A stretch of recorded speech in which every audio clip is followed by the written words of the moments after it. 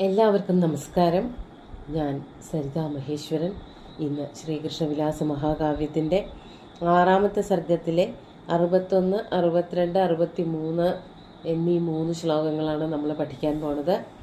3 ശ്ലോകങ്ങളിലും അനുഷ്ടുപ്പ് വൃത്തം തന്നെയാണുള്ളത്. ഇവിടെ ഗോപന്മാരോട് എല്ലാവരോടും ഈ പർവ്വതത്തിൻ്റെ അടിയിലേക്ക് വന്നിരിക്കാൻ ശ്രീകൃഷ്ണൻ കൈകൊണ്ട് ഇങ്ങനെ പൊക്കി പിടിച്ചിരിക്കുകയാണ്. അതിൻ്റെ അടിയിലേക്ക് വന്നിരിക്കാൻ, അതുപോലെ തന്നെ പശുക്കളെയൊക്കെ കൊണ്ടെത്തിക്കാൻ ഭഗവാൻ ഗോപന്മാരോടൊക്കെ പറഞ്ഞു എന്ന് പറഞ്ഞാണ് നിർത്തിയത്. അതിനുശേഷം എന്താണ് സംഭവിച്ചത്? പശുക്കളൊക്കെ അടുത്ത് വന്നു ഭഗവാനോടുള്ള സ്നേഹം കൊണ്ടെന്നൊക്കെയാണ് വർണ്ണിക്കുന്നത്. നമുക്ക് ആദ്യം 61-ാമത്തെ ശ്ലോകം നോക്കാം. സ്മയമാനസമുദ്വീക്ഷ്യ സമീപമുപേയുഷീഃ അന്യേന ദാനവാരാതിര കണ്ടൂയത പാണിന. ആദ്യം പദച്ഛേദം പറയാം. സ്മയമാന സമുദ്വീക്ഷ്യ ഗാ സമീപം ഉപേയുഷീഃ അന്യേന ദാനവാരാതി അകണ്ടൂയത പാണിന. ഭഗവാൻ എന്താണ് ചെയ്തത്? പശുക്കളൊക്കെ അടുത്തേക്ക് വന്നപ്പോൾ എന്താ ചെയ്തത് എന്നിവിടെ പറയാണ്. ഇത് ധാരാളം കേട്ടിട്ടുള്ള ഒരു വിഷയമാണ്. ഇവിടെ പറയാണ് ഭഗവാൻ എല്ലാവരെയും നോക്കി പുഞ്ചിരി തൂക്കിക്കൊണ്ട് ഒട്ടും ക്ഷീണമില്ലാതെയാണ് നിൽക്കുന്നത് എന്നുള്ളത് അടുത്ത് പറഞ്ഞ ശ്ലോകങ്ങളിൽ പറയും. അപ്പോൾ ഇവിടെ എല്ലാവരെയും നോക്കി ചിരിച്ചു കൊണ്ടിരിക്കുന്ന ആ ശ്രീകൃഷ്ണനെ കണ്ടുകൊണ്ട്, അതാണ് ദാനവാരാതി, ദാനവന്മാരുടെ അരാതി എന്ന് പറഞ്ഞാൽ ശത്രുവായിട്ടുള്ള ആ ശ്രീകൃഷ്ണൻ സമീപം ഉപേയുഷീ ഗാ സമുദ്വീക്ഷ്യ സ്മയമാന. പൊതുവെ വളരെ സന്തോഷമായിട്ടാണ് നിൽക്കുന്നത്. മാത്രമല്ല പശുക്കൾ അടുത്തേക്ക് വരികയും കൂടി ചെയ്തപ്പോൾ കൂടുതൽ സന്തോഷമായി. അതാണ് ഇവിടെ പറയണത്. ഉപേയുഷി, സമീപം ഉപേയുഷി ഗാ.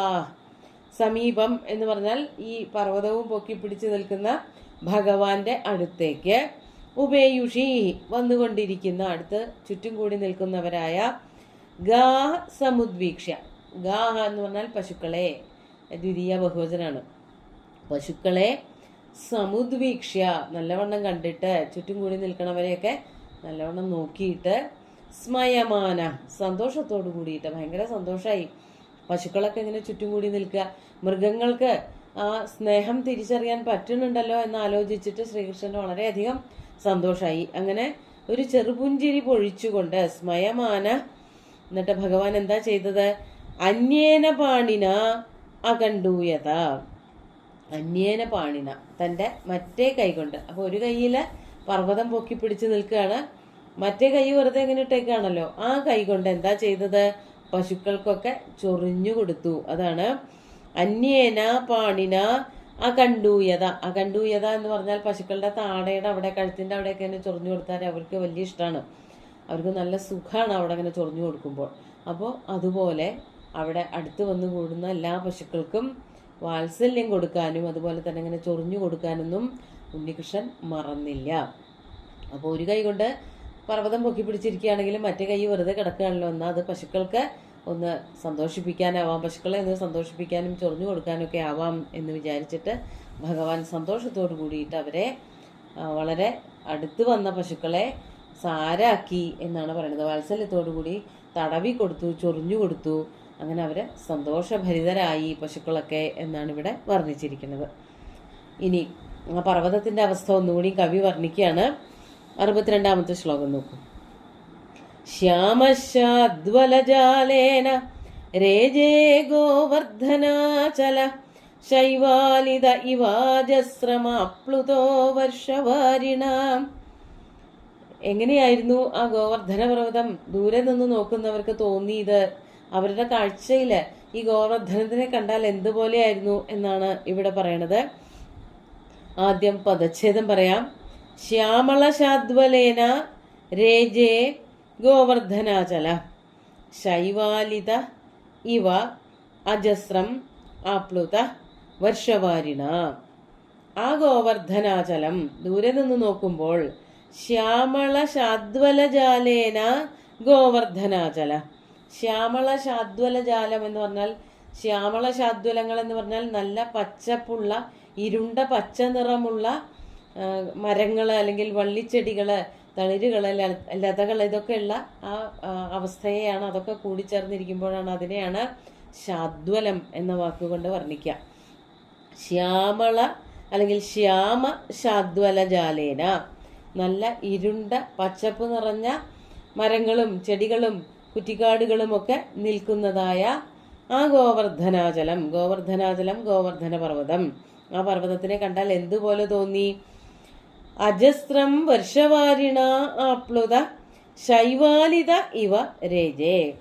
അജസ്രം എല്ലാ സമയത്തും, ഇടതടവില്ലാതെ എന്നാണ് അർത്ഥം. അജസ്രം വർഷവാരിണ ആപ്ലുത, വർഷവാരി മഴവെള്ളം ഇങ്ങനെ, അതായത് വൃഷ്ടി ഇങ്ങനെ കഠിനമായിട്ട് ഇടതടവില്ലാതെ പൊഴിഞ്ഞുകൊണ്ടിരിക്കുകയാണല്ലോ. ആ വെള്ളം ഒഴുകിപ്പോകുന്നത് കൊണ്ട് പാറയിലൊക്കെ ധാരാളമായിട്ട് ഉണ്ടാവുന്നതാണ് പായല്. അതിനെയാണ് സംസ്കൃതത്തിലെ ശൈവാലം എന്ന് പറയുന്നത്. ശൈവാലിതം എന്ന് പറഞ്ഞാൽ പായൽ പിടിച്ച അല്ലെങ്കിൽ വഴുക്കലുള്ള എന്നൊക്കെയാണ് അതിൻ്റെ അർത്ഥം. അതായത് പാറക്കെട്ടുകളിൽ ഇങ്ങനെ നിറയെ വഴുക്കലുള്ളത് പോലെ ദൂരെ നിന്ന് നോക്കുമ്പോൾ ഈ മരങ്ങളും ചെടികളും അതുപോലെ തന്നെ വള്ളിക്കൂട്ടങ്ങളും ഒക്കെ കണ്ടാൽ പർവ്വതം നിറയെ പായൽ പിടിച്ചു നിൽക്കുന്നത് പോലെയാണ് തോന്നുക. ശരിക്കും സൂക്ഷ്മമായിട്ട് അടുത്ത് വന്ന് നോക്കുമ്പോൾ മനസ്സിലാക്കാൻ പറ്റും അത് പായലൊന്നുമല്ല, പൂപ്പലോ അല്ലെങ്കിൽ വഴുക്കി നിൽക്കുന്നതൊന്നുമല്ല, പാറ അങ്ങനെയൊന്നുമല്ല നിൽക്കുന്നത്. നിറയെ മരങ്ങളായിട്ടാണ് അത് ശോഭിക്കുന്നത്. ഇടതടവില്ലാതെ മഴ കൊള്ളുണ്ടല്ലോ. മഴ കൊള്ളുമ്പോൾ ധാരാളം ചെടികള് വള്ളികളൊക്കെ മുളച്ചു പൊന്തും. അതൊക്കെ ഇങ്ങനെ നിറയെ പടർന്ന് പന്തലിച്ച് നിൽക്കണ കണ്ടിട്ടുണ്ടെങ്കിൽ ദൂരെ നിന്ന് നോക്കുമ്പോൾ ഒരു വലിയ പാറ നിറയെ വഴുക്കൽ പിടിച്ച് അല്ലെങ്കിൽ പായൽ പിടിച്ച് നിൽക്കുന്നത് പോലെ തോന്നും. പക്ഷെ അത് അടുത്ത് വന്ന് നോക്കുമ്പോഴാണ് മനസ്സിലാക്കാൻ പറ്റുക അത് നിറയെ മരങ്ങളും വള്ളിച്ചെടികളും ഒക്കെ ആയിട്ട് അങ്ങനെയായിരുന്നു എന്ന്. അപ്പോൾ ഇവിടെ ഒരു ഉപമാലങ്കാരത്തോട് കൂടിയിട്ടാണ് പറയണത്. ശൈവല ജാത അസ്യ ഇത് ശൈവാലിത, അവിടെ നിറയെ പായലുകൾ വളർന്നു. പായലുകൾ നിറഞ്ഞ സ്ഥലത്തിനെയാണ് ശൈവാലിതം എന്ന് പറയുന്നത്. നല്ല പച്ചത്തഴപ്പുറ്റ ആ പർവ്വതത്തിനെ ദൂരെ നിന്ന് നോക്കുമ്പോൾ പായലും പൂപ്പലും വന്ന് ചേർന്ന് നിൽക്കുന്ന ഒരു പാറ പോലെ തോന്നിച്ചു. അപ്പൊ അവിടെ ഒരു ഉപമാലങ്കാരം പ്രയോഗിച്ചിട്ടുണ്ട്. നമുക്ക് 63-ാമത്തെ ശ്ലോകം കൂടി നോക്കാം. വിഫലീകൃത സംരംഭം വീക്ഷ്യതം പാകശാസനം ജഹാസേവ സമുത്ഫുല്ല കുടജച്ഛദ്മനാഗിരി. ആദ്യം പദച്ഛേദം പറയാം. വിഫലീകൃത സംരംഭം വീക്ഷ്യ തം പാകശാസനം ജഹാസ ഇവ സമുത്ഫുല്ല കുടജച്ഛദ്മന ഗിരി. ഒരൊറ്റ ദിക്കിൽ മാത്രമേ പദച്ഛേദം പറയാനുള്ളൂ. ജഹാസേവ എന്നുള്ള ദിക്കില് ജഹാസ പ്ലസ് ഇവ ജഹാസേവ. ജഹാസ എന്ന് പറഞ്ഞാൽ ഉറക്കെ ചിരിക്കുക, വെളുക്കനെ ചിരിക്കുക, പല്ലൊക്കെ കാണിച്ച് ചിരിക്കണേനാണ് ജഹാസ എന്ന് പറയാ. ജഹാസേവ എന്ന് പറഞ്ഞാൽ ചിരിച്ചതുപോലെ തോന്നും. പർവ്വതത്തിനോ അല്ലെങ്കിൽ പാറക്കെട്ടുകൾക്കൊന്നും ചിരിക്കാൻ പറ്റില്ലല്ലോ, പക്ഷെ ചിരിച്ചതുപോലെ തോന്നി കവിക്ക് മനസ്സിലെ ഭാവനയിൽ കണ്ടപ്പോൾ. എന്താണത് എന്നാണെങ്കിൽ ആ ഗോവർദ്ധന പർവ്വതം ഉണ്ടല്ലോ, ഗിരി, ഗോവർദ്ധന പർവ്വതം വിഫലീകൃത സംരംഭം തം പാകശാസനം വീക്ഷ്യ, അല്ലെങ്കിൽ തം പാകശാസനം വിഫലീകൃത സംരംഭം വീക്ഷ്യ, അങ്ങനെ വേണമെങ്കിൽ പറയാം.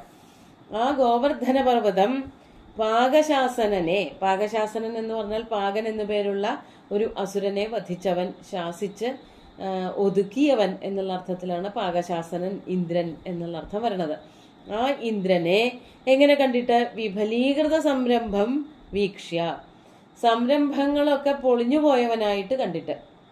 അതായത് ഇന്ദ്രൻ ഈ ഗോകുലത്തിനെ മുഴുവനും ശ്രീകൃഷ്ണനെയും ഒക്കെ വെള്ളത്തിലാഴ്ത്തി കൊല്ലാൻ, അതുപോലെ പശുക്കളെ മുഴുവനും വധിക്കാനൊക്കെ പദ്ധതിയിട്ട് വന്ന ആളാണ്. എന്നിട്ട് കഠിനമായിട്ടുള്ള മഴ പെയ്തപ്പോൾ എല്ലാവരും കൂടിയിട്ട് ഗോവർദ്ധന പർവ്വതത്തിന്റെ അടിഭാഗത്തുള്ള ഗുഹയിൽ കയറി ഇരുന്ന് രക്ഷപ്പെടുകയും ചെയ്തു. അപ്പോൾ എല്ലാ പദ്ധതികളും പൊളിഞ്ഞ് ശ്രീകൃഷ്ണനെ ഉപദ്രവിക്കണമെന്നും പശുക്കളെ ഉപദ്രവിക്കണമെന്നൊക്കെ വിചാരിച്ച ഇന്ദ്രന്റെ പദ്ധതികളൊക്കെ പൊളിഞ്ഞ് അങ്ങനെ നിൽക്കുന്നത് കണ്ടപ്പോൾ, അതാണ് വിഫലീകൃത സംരംഭം വീക്ഷ്യ, അങ്ങനെ കണ്ടപ്പോൾ ഗിരി എന്താണ് ചെയ്തത്? സമുത്ഫുല്ല കുടജച്ഛദ്മന ജഹാസ ഇവ, ഒന്ന് ചിരിച്ചതുപോലെ തോന്നി. അതാണ് ഉത്പ്രേക്ഷാലങ്കാരം. എങ്ങനെയാണ് ചിരിച്ചത്? സമുത്ഫുല്ല കുടജച്ഛദ്മന, കുടജപ്പൂക്കൾ കൊണ്ട്, വിരിഞ്ഞു വരുന്ന കുടജപ്പൂക്കൾ കൊണ്ട് ഒന്ന് ചിരിച്ചതുപോലെ തോന്നും. അപ്പോൾ വിരിഞ്ഞു വരുന്ന കുടജപ്പൂക്കൾ എന്ന് പറയുമ്പോൾ അത് വെളുത്ത നിറമായിരിക്കും ആ പൂക്കൾക്ക്. അതിങ്ങനെ വിരിഞ്ഞു നിൽക്കുമ്പോഴാണല്ലോ നമ്മൾ ചിരിക്കുമ്പോൾ പല്ലിന്റെ കാന്തിയൊക്കെ കാണുന്നത് പോലെ ആ പർവ്വതത്തിന്റെ പല്ലുകളായിട്ട് ദശനങ്ങളായിട്ട് ശോഭിച്ചത് ഈ പൂക്കളായിരുന്നു. അപ്പൊ പൂക്കൾ ഇങ്ങനെ നിറയെ കുടകപ്പാല, ഗിരിമല്ലിക എന്നൊക്കെ പേരുണ്ട്. ഇത് ആ പർവ്വതത്തിൽ നിറയെ പൂത്തു നിൽക്കുന്നത് കണ്ടാൽ ഇന്ദ്രനെ പരിഹസിച്ച് ചിരിക്കുകയാണോ എന്ന് തോന്നും. ഈ കുടകപ്പാല പൂക്കണത് മഴ വരുമ്പോഴാണ്. ഗിരിമല്ലിക എന്നൊക്കെ പറയണത് അതാണ്. പർവ്വതത്തിൽ ഉയർന്ന പർവ്വത പ്രദേശങ്ങളിൽ മാത്രമേ കാണുള്ളൂ. അത് മഴക്കാലം വരുമ്പോൾ നല്ല വർഷക്കാലത്ത് അത് പൂക്കുകയും നല്ല വെള്ളപ്പൂക്കൾ കൊണ്ട് മരം മുഴുവൻ ഇങ്ങനെ ശോഭിക്കുകയും ചെയ്യും. മേഘസന്ദേശത്തില് എടുത്തു പറയുന്നുണ്ട്, സപ്രത്യഗ്രൈ കുടജകുസുമൈ കൽപ്പിതാർഘായ തസ്മൈ പ്രീതപ്രീതി പ്രമുഖവചനം സ്വാഗതം വ്യാജഹാര എന്ന്. മഴക്കാലത്ത് അല്ലെങ്കിൽ മഴ പുറപ്പെടാനായിട്ട് നിൽക്കുമ്പോൾ ആ മേഘത്തെ കണ്ടപ്പോൾ അന്ന് ആ യക്ഷൻ മുമ്പിൽ കണ്ടതായ കുടജപ്പാലയുടെ പൂക്കൾ കൊണ്ട് പൂജ നടത്തി, മേഘത്തിനുള്ള പൂജ നടത്തി എന്ന് പറയുന്നുണ്ട്. അപ്പോൾ മഴക്കാലത്താണ് കുടകപ്പാല പൂക്കണത് എന്നുള്ളത് വളരെ പ്രസിദ്ധമാണ്. അപ്പോൾ അതിങ്ങനെ പൂത്തു വിരിഞ്ഞു നിൽക്കണത്, പൂക്കൾ ഇങ്ങനെ പൂത്തു വിരിഞ്ഞു നിൽക്കണത് കണ്ടാല് ഇന്ദ്രനെ പരിഹസിക്കുകയായിരുന്നോ ഈ പർവ്വതം എന്നുള്ളൊരു സംശയം കൂടി ഉണ്ടാക്കുന്നത് പോലെ തോന്നി എന്ന് കവി വർണ്ണിക്കുകയാണ് ചെയ്യണത്. അതായത് പർവ്വതം അങ്ങനെ പൊക്കി പിടിച്ചു വെച്ചാലും അതിൽ നിറയെ മരങ്ങളും വള്ളികളും ചെടികളും ഒക്കെ ഉണ്ടായിരുന്നു. അതിൽ കുടകപ്പാലകൾ നിരവധി ഉണ്ടായിരുന്നു. അത് മുഴുവനും പൂക്കുകയും അതിൻ്റെ ശോഭ അല്ലെങ്കിൽ കാന്തി പരത്തി നിൽക്കുകയും ചെയ്തു എന്നാണ് ഇവിടെ കവി വർണ്ണിക്കണത്. നല്ല ഭംഗിയുള്ള വർഷകാലത്തിന്റെ സൗന്ദര്യം തുളുമ്പുന്നതായിട്ടുള്ള ശ്ലോകങ്ങളെ നമുക്ക് ഒന്നുകൂടി ചൊല്ലി നോക്കാം.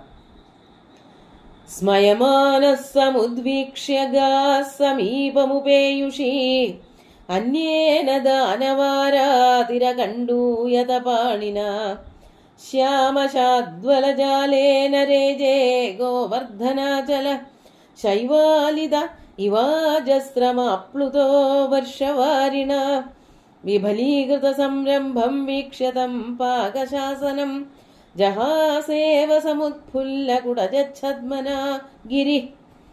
ഈ 3 ശ്ലോകങ്ങളും ഭഗവാന്റെ കാൽക്കൽ അർപ്പിച്ചുകൊണ്ട് ഗുരുവായൂരപ്പനെ സാഷ്ടാംഗം നമസ്കരിച്ചുകൊണ്ട് എല്ലാവർക്കും ശുഭദിനം നേർന്നു നിർത്തട്ടെ. നന്ദി.